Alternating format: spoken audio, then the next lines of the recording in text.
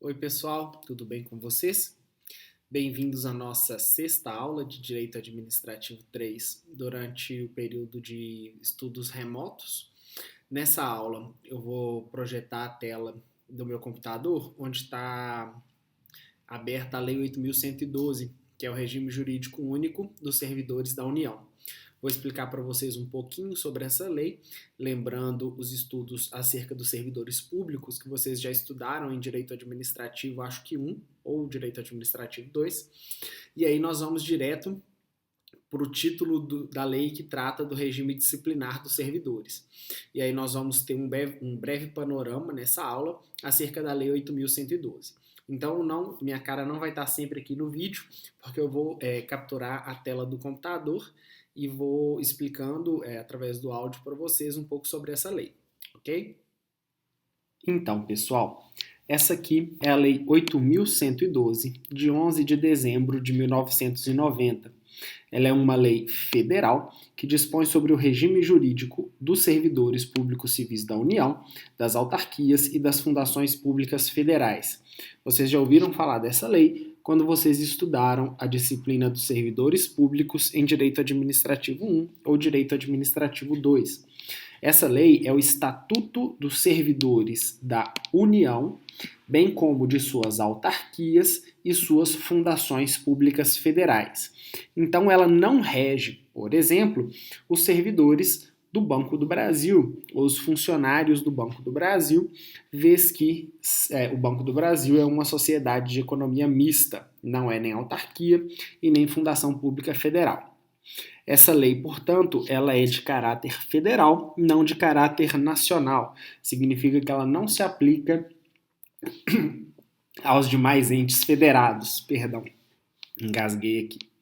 Então vejam, essa lei, no artigo 1º, institui o regime jurídico dos servidores públicos civis da União, das autarquias, inclusive as autarquias de regime especial e das fundações públicas federal.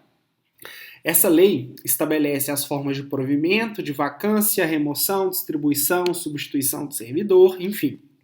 Traz toda a disciplina dos servidores públicos civis federais, tanto da União quanto de suas autarquias e fundações públicas. E é nessa lei, eu vou dar um Ctrl F, é nessa lei que nós vamos encontrar, a partir do artigo 116, no título 4, acerca do regime disciplinar dos servidores, e no capítulo 2, no capítulo 1 nós vamos falar dos deveres dos servidores, no capítulo 2 das proibições, no capítulo 3 nós vamos falar da acumulação de cargos, no capítulo 4 das responsabilidades, no capítulo 5 das penalidades e, finalmente, no título 5, acerca do processo administrativo disciplinar, ok? Então vejam, vamos voltar lá no artigo 116. O regime disciplinar, pessoal, significa os deveres dos servidores, significa as proibições de atuação dos servidores, significa as penas que os servidores podem sofrer por infringir alguns de seus deveres, algumas das condutas que prescrevem as atuações dos servidores públicos. Então vamos ler aqui alguns exemplos de deveres do servidor público. O servidor público deve exercer com zelo e dedicação as atribuições do seu cargo, deve ser leal às instituições que servir, observar as normas legais e regulamentares, cumprir as ordens superiores, exceto quando manifestamente ilegais, atender com presteza, zelar pela economia do material e conservação do serviço público, guardar sigilo e etc. É proibido ao servidor, no artigo 117, ausentar-se do serviço durante o expediente sem prévia autorização do chefe imediato, recusar fé a documentos públicos, promover manifestação de apreço ou desapreço no recinto da repartição, cometer a pessoa estranha à repartição, fora dos casos previstos em lei, o desempenho de atribuição que seja da sua responsabilidade ou de seu subordinado, e assim por diante.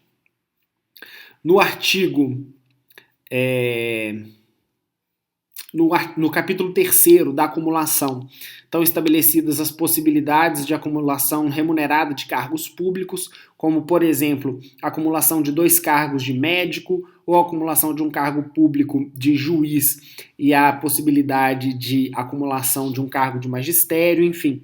Todas essas hipóteses são previstas pela Constituição e também aqui pela Lei 8.112, mas também não é a nossa matéria.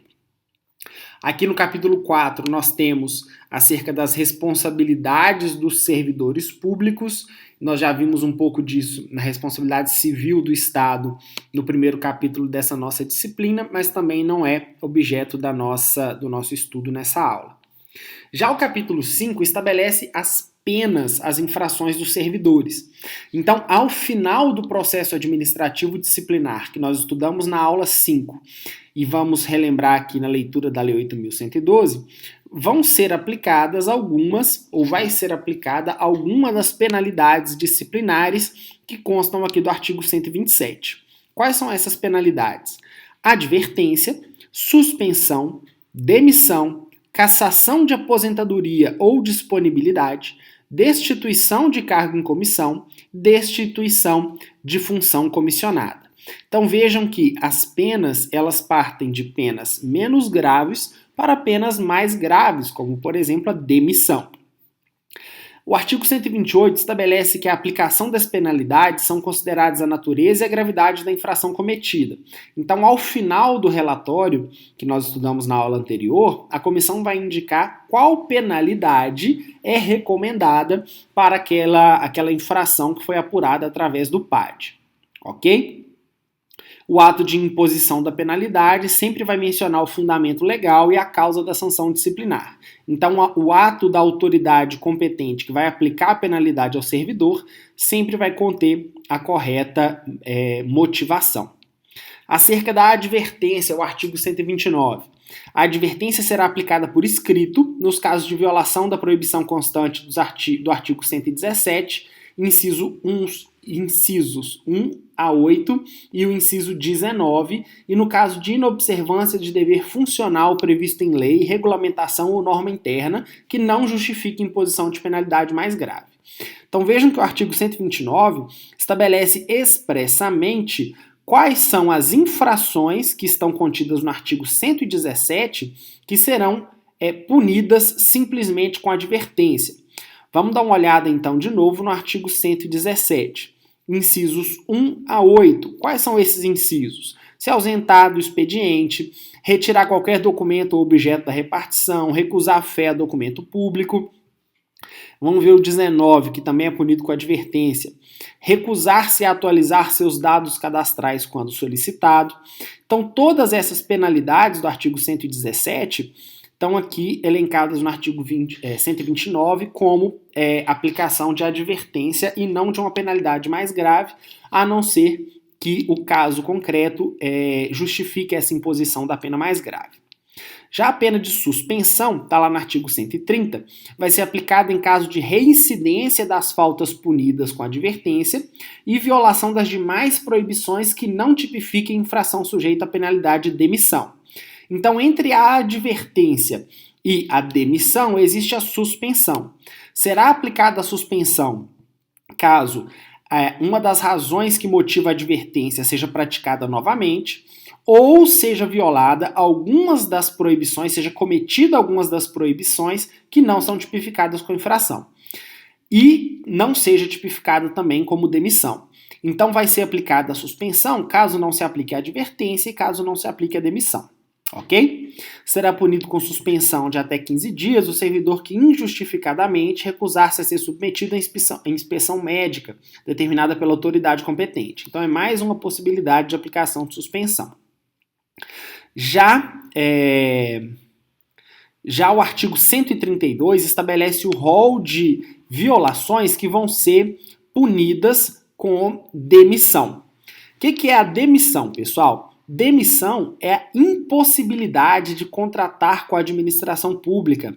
Ou seja, o sujeito não vai mais ser servidor público, não vai poder mais contratar com a administração pública. Então, o que acontece o que pode gerar a demissão? a prática de algum crime contra a administração pública, o abandono de cargo, a inassiduidade habitual, a improbidade administrativa, que nós ainda vamos estudar nessa disciplina, a incontinência pública ou escandalosa na repartição, a insubordinação grave, a ofensa física em serviço a servidor ou a particular, salvo em legítima defesa própria ou de outrem. Então, bater no seu colega de trabalho não pode, ok? Já o artigo 133 estabelece uma forma de punição e um processo administrativo específico para acumulação ilegal de cargos. Também não é o objeto agora do nosso estudo, ok? Nós vamos agora, pessoal, aqui no artigo 134, no artigo 135, artigo 136 e 137, tem as hipóteses de aplicação das outras penalidades que se aplicam no cargo comissionado ou na aposentadoria. Também não é objeto de estudo agora, porque nós estamos estudando o processo administrativo. Então vocês podem fazer a leitura desses artigos em casa e se tiverem mais alguma dúvida, vocês podem consultar. Vejam que estamos estudando o processo administrativo disciplinar na esfera federal. Pode ser que as leis municipais ou as leis estaduais que versem sobre esse mesmo tema, sobre o estatuto dos seus respectivos servidores, estabeleçam hipóteses diferentes, ok? Então nós vamos lá ao estudo, agora sim, no título 5 do processo administrativo disciplinar. No artigo 143, nós já vemos a obrigatoriedade da autoridade que tem ciência de irregularidade a promover a apuração imediata, mediante sindicância ou processo administrativo disciplinar, assegurado ao acusado a ampla defesa. Então vejam que a autoridade competente vai abrir a sindicância, vai instaurar a sindicância, naquelas hipóteses que nós estudamos na aula anterior, que é a de não se conhecer a autoria ou a materialidade do fato, e já se conhecendo a autoria e materialidade, já pode instaurar direto o processo administrativo disciplinar, ok? No artigo 144, estabelece que as denúncias sobre irregularidades serão objeto de apuração, desde que contenham a identificação e o endereço do denunciante sejam formuladas por escrito, confirmada a autenticidade. Mas nós já vimos que essa obrigatoriedade tem sido mitigada diante da proteção ao patrimônio público, diante da supremacia do interesse público sobre o interesse do particular, ok? E aí nós vemos os resultados que a sindicância pode ocasionar. Lembrando que a sindicância tem característica inquisitória. E o que está estabelecido no artigo 145? Da sindicância pode ocasionar o arquivamento do processo, a aplicação de penalidade de advertência ou suspensão de até 30 dias. Então vejam que as duas primeiras penas que nós estudamos, elas podem ser aplicadas já no processo administrativo, no processo de sindicância, sem a necessidade de se instaurar um processo administrativo disciplinar. Já a pena de demissão e as demais penas que nós mencionamos acima só são aplicadas caso seja apurada através de um PAD. Ok? E, lógico, da sindicância pode ocasionar a instauração de processo disciplinar.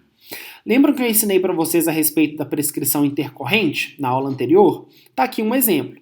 O prazo para a conclusão da sindicância não excederá 30 dias, podendo ser prorrogado por igual período a critério da autoridade superior.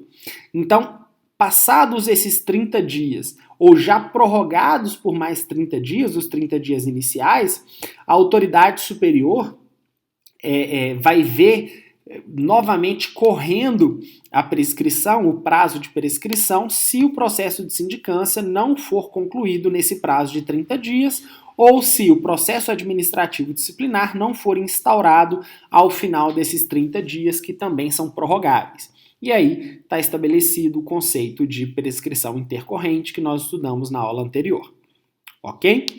Então veja aqui no artigo 146 que sempre que o ilícito praticado pelo servidor ensejar a imposição de penalidade de suspensão por mais de 30 dias, de demissão, cassação de aposentadoria ou disponibilidade ou destituição de cargo em comissão, vai ser obrigatória a instauração de processo administrativo disciplinar. Então, advertência e suspensão podem ser aplicados na sindicância, já as demais penas somente com processo administrativo disciplinar. Agora vejam que interessante, no artigo 147 existe uma garantia da administração de que a apuração em sindicância ou processo administrativo disciplinar possa ser assegurada diante da possibilidade ou diante da condição de que o servidor investigado possa influir na apuração. Então é possível, pelo artigo 147, como medida cautelar e visando que o servidor não influencie a apuração da irregularidade, que ele seja afastado de suas atribuições normais, afastado do exercício do cargo, pelo prazo máximo de 60 dias, sem prejuízo da remuneração. Então o servidor vai ficar em casa, recebendo o seu salário, recebendo a sua remuneração, até que encerrado esse prazo de 60 dias. Claro que isso só vai ser aplicado diante da possibilidade do servidor influenciar alguma apuração que tramite na administração contra ele.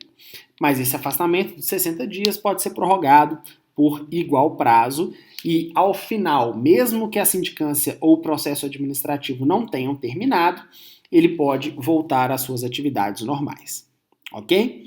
Instaurada a sindicância e concluída a sindicância, pode ser recomendada a abertura de um processo administrativo disciplinar. E o que é o processo administrativo disciplinar? Está lá no artigo 148. É um instrumento destinado a apurar a responsabilidade de servidor por infração praticada no exercício de suas atribuições, ou que tenham relação com as atribuições do cargo em que se encontre investido. E qual que é a composição dessa comissão que é nomeada pela autoridade competente? O processo será conduzido por comissão composta de 3 servidores estáveis, e aí vocês precisam se lembrar desse conceito de estabilidade, ou quando o servidor adquire a estabilidade, não é logo a posse do cargo, é após o transcurso de 3 anos após a posse do cargo, caso aprovado no estágio probatório. Então o servidor se torna estável após 3 anos de ingresso no serviço público. É diferente do conceito de efetividade, que a gente vai lembrar já já. Então a comissão tem que ter 3 servidores estáveis, designados pela autoridade competente, observado o disposto no parágrafo 3º do artigo 143, que indicará dentre eles o seu presidente, que deve ser ocupante de cargo efetivo superior ou de mesmo nível. E o que é um cargo efetivo? É aquele que só pode ser preenchido por concurso público, através de concurso público. Então não é um cargo em comissão, não é uma função comissionada e não é cargo temporário. A presidência só pode ser ocupada por cargo efetivo superior, ou de mesmo nível, ou ter nível de escolaridade igual ou superior ao do indiciado, aquele que consta, o nome do servidor que consta do ato de instauração do processo. E aí tem demais regras acerca da comissão de sindicância ou da comissão de inquérito. E vamos ver o que é mais interessante. As fases do processo disciplinar que a gente estudou na aula anterior. A instauração, com a publicação do ato que vai constituir a comissão, o inquérito administrativo, que compreende a instrução, a defesa e o relatório, e, ao final, o julgamento. Então, se vocês voltarem na última página que eu postei para vocês na aula anterior, vocês vão ver que o julgamento é a decisão administrativa. Agora, vejam que interessante. No artigo 151, ele fala do processo disciplinar e, ao mesmo tempo, fala que no processo disciplinar ocorre o inquérito administrativo. Esse inquérito administrativo não se confunde com a sindicância. O inquérito aqui é o nome que se dá a essas 3 fases de instrução, de defesa e relatório. Não se confunde com o caráter inquisitorial da sindicância, que nós vimos anteriormente e estudamos na aula anterior. Ele usa o mesmo nome de inquérito, mas o inquérito aqui é outra coisa. Inquérito aqui é uma etapa que compreende 3 fases diferentes. Ok? E o processo disciplinar não pode exceder 60 dias contados a partir da publicação do ato que constitui a comissão, sendo admitida a prorrogação por igual prazo. Se esse prazo de no máximo 120 dias também se esgota, nós temos a a configuração do Instituto da Prescrição Intercorrente que nós estudamos na aula anterior, ok? E agora vamos ver um pouquinho sobre o inquérito. Esse inquérito, mais uma vez, eu repito, é a etapa que compreende a instrução, a defesa e o relatório, ok? Não confunda isso com sindicância. Esse inquérito, ou seja, a fase de instrução, defesa e relatório, obedece necessariamente o princípio do contraditório, assegurado ao acusado ampla defesa, com a utilização dos meios e recursos admitidos em direito. Então, o artigo 143 estabelece a regra de que, no processo administrativo disciplinar, nessas fases de instrução, de defesa e de relatório, deve ser observado o princípio do contraditório. E, necessariamente, os autos da sindicância devem integrar o processo disciplinar como peça informativa da instrução. Ok? E aqui mais uma coisa interessante para quem for autoridade administrativa no futuro. Na hipótese de o relatório da sindicância concluir que a infração está capitulada como ilícito penal, é dever da autoridade, sob pena de falta funcional, encaminhar cópia dos autos ao Ministério Público, independentemente da instauração de processo disciplinar. Então, se na sindicância se conclui que aquele determinado servidor praticou um ilícito administrativo que justifica o processo disciplinar, mas também praticou um ilícito penal, a autoridade deve remeter cópia dos autos da sindicância ao Ministério Público para apuração desse ilícito penal. Na fase de inquérito, no artigo 155, a comissão vai promover a tomada de depoimentos, acriações, investigações, diligências cabíveis nessa coleta de provas. Pode utilizar a perícia técnica para completa elucidação dos fatos. Então, são admitidas todas as formas de direito, todas as formas de prova que são admitidas no direito, que vocês já conhecem os pormenores lá no direito probatório, no processo civil, na disciplina de processo civil. Se vocês não tiveram tempo de estudar o direito probatório no processo civil, pessoal, estudem essa parte de direito probatório do processo civil. Quando eu fiz a minha graduação, nós tínhamos uma disciplina optativa com o professor de processo civil que ensinava exclusivamente o direito probatório. Isso é muito importante, ok? Tem mais algumas coisas acerca do procedimento de instrução que aqui não é relevante nessa aula, mas que é importante vocês fazerem a leitura aí na casa de vocês desse pedaço, desse trecho da Lei 8.112, ok? Vamos ver aqui o que mais que é relevante. Aqui no artigo 161. Uma vez tipificada a infração disciplinar, ou seja, após a coleta das provas, o servidor vai ser indiciado e vai, nesse indiciamento, vai constar a especificação dos fatos que foram imputados ao servidor, vai constar os elementos de prova que justificam esses fatos que estão sendo a ele imputados e vão ser objeto da citação por mandado expedido pelo presidente da comissão para apresentar a defesa escrita no prazo de 10 dias. Então, ele participou do período de coleta de provas e depois foi citado para apresentação da defesa escrita no prazo de 10 dias. Ok? Vamos ver o que mais que é relevante aqui. As regras de comprovação da citação. Depois vocês podem fazer a leitura também. Olha o artigo 165. Apreciada a defesa, a comissão elaborará relatório minucioso, onde resumirá as peças principais dos autos e mencionará as provas em que se baseou para formar sua convicção. Então esse relatório ele tem que ser minucioso, tem que ser pormenorizado e tem que ser conclusivo quanto à inocência ou à responsabilidade do servidor. O relatório, ao final, tem que indicar se o servidor é inocente ou se o servidor é responsável pela prática do ato ilícito, ok? E essa conclusão tem que indicar também o dispositivo legal ou regulamentar que foi transgredido. Porque, ao final, isso vai ser encaminhado à autoridade julgadora que vai decidir acerca da procedência do relatório ou não no prazo de 20 dias, como está aqui no artigo 167. Ele tem 20 dias para julgar aquela demanda, ok? Mais uma vez, se esse prazo não for cumprido, volta a correr o prazo de prescrição na modalidade de prescrição intercorrente.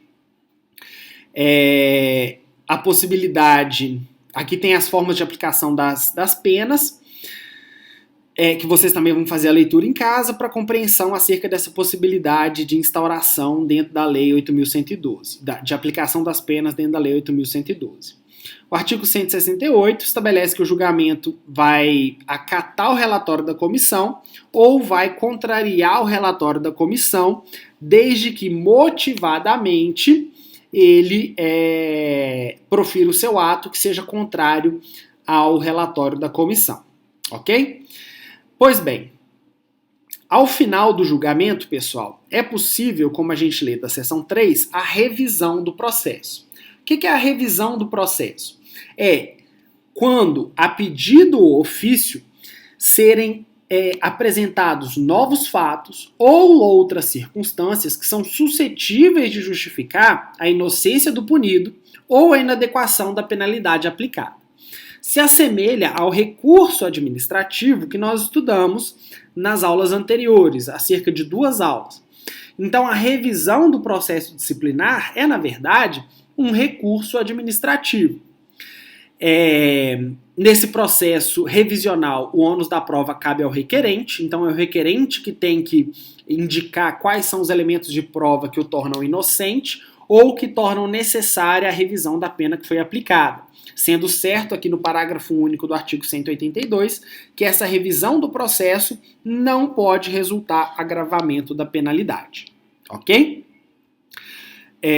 A simples alegação de injustiça não constitui fundamento para revisão, que requer elementos novos ainda não apreciados no processo originário. Então, tem que tomar cuidado, pessoal, no processo administrativo na esfera federal, porque só se admite revisão caso hajam fatos novos. Então, dentro da primeira decisão, dentro do primeiro processo administrativo disciplinar, o advogado ele tem que tomar muito cuidado com a produção de provas, porque ele não vai ter oportunidade de produzir provas acerca dos mesmos fatos se não for provas de fatos novos, ok? Então, vamos ver o que mais aqui. Podem ser produzidas novas provas acerca desses fatos novos, inclusive com a inquirição de testemunhas, se for necessário. A comissão revisora tem 60 dias para a conclusão dos trabalhos e o julgamento cabe à autoridade que primeiro aplicou a penalidade nos termos do artigo 141, sendo o prazo para julgamento também de 20 dias, ok? Então esse, pessoal, é o conteúdo da Lei 8.112, que estabelece o processo administrativo disciplinar na esfera federal. Lembrando que, na esfera municipal e estadual, as regras são outras, podem ser bastante parecidas, mas os pormenores dos procedimentos vocês encontram no Estatuto dos Servidores dos respectivos entes, ok? Isso aí, pessoal. Espero que vocês tenham gostado desse estudo da Lei 8.112 e que na vida profissional de vocês tenham a condição de, com base nessa teoria geral que nós estudamos, conhecer esses elementos e as particularidades dos procedimentos de cada estatuto ou de cada regime jurídico único de cada ente que vocês vão trabalhar. Seja o município de Ubá, o município de Viçosa, o estado de Minas Gerais ou qualquer outro ente que vai abrigar a vida profissional de vocês. Beleza? Bons estudos!